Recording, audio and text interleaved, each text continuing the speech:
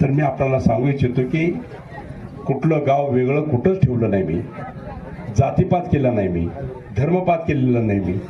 जो माझ्याकडे येईल त्यासाठी मी कांद्याची उपलब्धता केली, गावाचा विकास करण्याची संधी मी त्याला उपलब्ध करून दिली. आज आपण बघतो हे 2 ब्रिज झाले.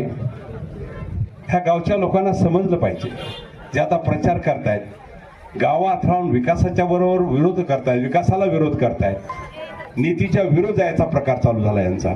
पण नीती यांना माफ करणार नाहीये. हे 2 पूल मी बांधले त्यावेळेला गावातल्या कोणाचंही निवेदन मला नव्हतं. हे भाऊ हे पूल बांधा, हा पूल बांधा, ह्या फुलाचा नाळ अगोदर फोडला होता आणि ह्याच लोकांनी विरोध करून तो पाडला नाळ. इथं पूल करायचा नाही म्हणून. पण बेडकला जाणारा हा रस्ता करायचा असेल तर इथं पूल जरुरी आहे, तिथून आतमध्ये यायचं म्हटलं तर तो पूल जरुरी आहे. हे मी स्वतःहून इस्टिमेट करून मी करून किंवा आपल्या शासनाच्याकडून ते मंजूर केलं आणि इथं हे 2 पूल बांधले गेले. आतले रस्ते झाले, गावाला गाव जोडणारे रस्ते झाले. 156 का 155 हायवे हा सलगर ते मिरज हा सलगर झाला. तर ह्या दृष्टीने गावचा विकास असेल तर विकासाबरोबर आपण राहायला पाहिजे, नाहीतर नियत आपल्याला माफ करणार नाही, गाववाले आपल्याला माफ करणार नाहीयेत. विकासाबरोबर चला, राजकारण करायचं विकासाचं करा हे आपल्याला सांगायचं. राजकारण असं वेगळं करू नका, गावचं नुकसान होईल असं काही करू नका. गावचं भलं झालं पाहिजे, सगळ्यांचं काम आहे. ज्या गावात मी जन्म घेतला त्याचं माझं कर्तव्य आहे, काहीतरी त्या गावासाठी माझं दानत आहे आणि ती द्यावी लागेल. ह्या दृष्टिकोनाने विचार करा. ह्या दृष्टिकोनात विचार करत असताना निश्चितच आज आमचे खंदे फलंदाज सगळे, आणि मग सांगितले की तानाजी पाटलाचं वारंवार वारंवार वारंवार का, अरे तुमच्यावर चर्चा करायच्या अगोदरच तुम्ही पळाला, माझ्यावर चर्चा पण नाही केली तुम्ही.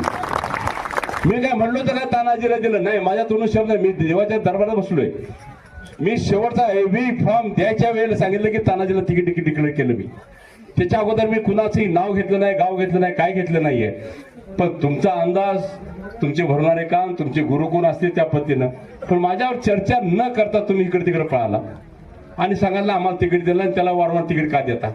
पण तुम्ही माझ्याशी चर्चा केली का? त्यांना विचारा, सर्व चौकात घेऊन बोला, माझ्यावर तुम्ही चर्चा केली का? हिने चर्चा माझ्यावर केलेली नाही आहे. ही स्वतःच अंदाज सगळा घेऊन सगळं करून हे पॅनल तयार केलं. गावचा विकास होणार नाहीये.